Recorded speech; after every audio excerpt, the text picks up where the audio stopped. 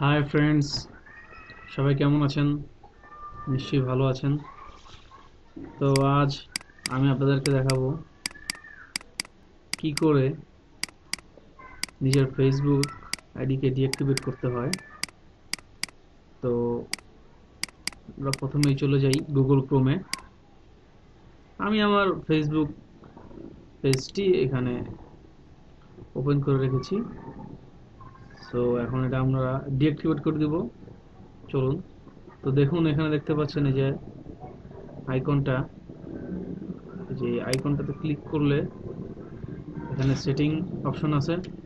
Setting অপশনে click করবেন। তারপর এখান থেকে ম্যানেজ অ্যাকাউন্ট এখানে ক্লিক করবেন। এই যে ডিঅ্যাক্টিভেট সেটিং লেখা আছে এখানে।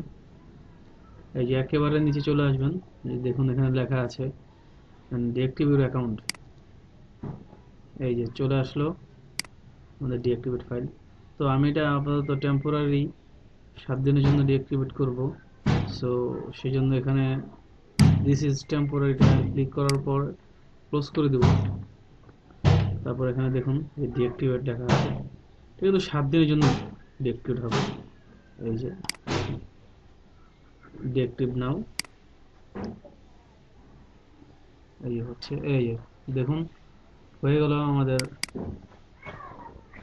অ্যাপবি ডিঅ্যাক্টিভেট।